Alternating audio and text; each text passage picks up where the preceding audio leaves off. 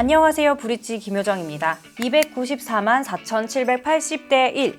이게 뭔지 아시나요? 지난 7월 전국을 들썩이게 한 경기도 화성시 동탄역 롯데캐슬 무순위 청약 경쟁률입니다. 당시 수백만 명의 접속자가 한꺼번에 몰리면서 한국부동산원 청약홈이 마비됐고 급기야 청약 일정을 하루 더 연장하는 초유의 사태가 발생했죠. 수도권 신축을 중심으로 아파트 가격이 고공행진하면서 무순위 청약 광풍이 다시 불고 있습니다. 국회 국토교통위원회 소속 이현희 더불어민주당 의원이 한국부동산원으로부터 받은 무순위 자녀세대 청약 경쟁률 현황 자료에 따르면 최근 5년간 무순위 청약 경쟁률 상위 10개 단지 중 9곳이 올해 진행된 청약이었습니다. 1위는 앞서 소개한 동탄역 롯데캐슬, 2위는 지난해 6월 분양한 서울 동작구 흑석자이였는데요. 이어 세종 린스트라우트, DH 퍼스티어 아이파크 등이 뒤를 이었습니다. 무순위 청약은 신청 미달이나 청약 접수 후 계약 포기, 부적격 사유로 인한 취소 등으로 발생한 잔여 물량에 다시 청약을 받는 제도입니다. 청약 가점에 따라 당첨되는 1, 2순위 청약과 달리 추첨으로 당첨자를 뽑기 때문에 청약 통장이 없거나 가점이 낮아도 도전해 볼 수 있습니다.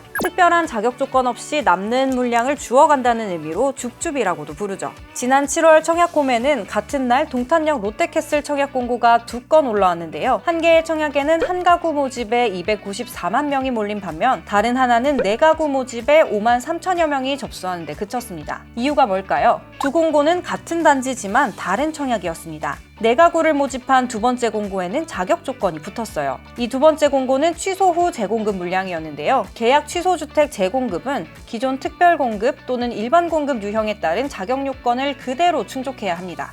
해당 공고 물량은 신혼부부 특별공급 2가구, 일반 공급 2가구였습니다. 신혼 특공 요건을 갖춘 화성시 무주택 가구 구성원 또는 화성시 거주 무주택 세대주만 청약할 수 있다 보니 비교적 낮은 경쟁률이 나타난 거죠. 하지만 우리가 줍줍이라고 부르는 무순위 청약은 공고일 기준 국내에 거주하는 성인이라면 신청할 수 있습니다. 청약통장 가입 여부도 주택 소유 여부도 상관없죠. 아무리 그래도 공짜로 집을 주는 것도 아닌데 왜 이렇게 몰리냐고요? 현행 규정상 무순위 청약 물량은 최초 분양가로 공급됩니다. 몇 년 사이 집값이 크게 오른 동네에서는 10억이 넘는 시세 차익도 노릴 수 있죠. 무순위 청약으로 나온 동탄역 롯데캐슬 전용 면적 84제곱미터는 분양가인 4억 8,200만 원에 공급됐는데 해당 평형 실거래가는 16억 원대까지도 나오고 있어요. 왜 홈페이지가 마비됐는지 아시겠죠? 사실 이런 현상은 이번이 처음이 아니에요.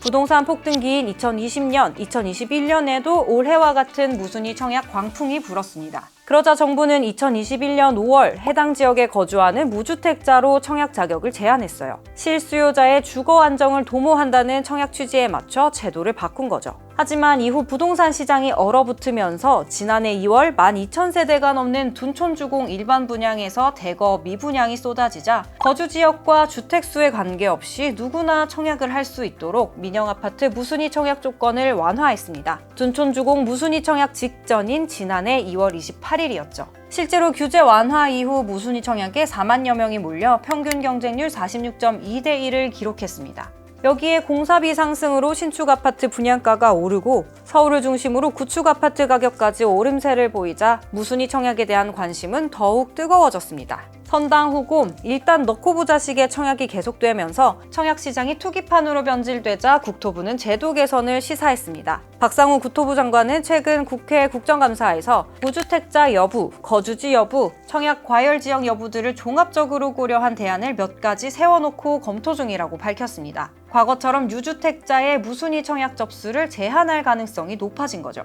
청약제도가 무주택자 등 실수요자에게 주택이 우선 배정되도록 만든 제도인 만큼 시장에서는 조건을 강화하는 게 아니라 기존 방식으로 원상복귀하는 것이란 의견이 지배적입니다. 다만 일각에서는 지역 이동이 필요한 유주택 실수요자들의 기회를 제한한다는 비판도 나오는데요. 여러분은 어떻게 생각하시나요?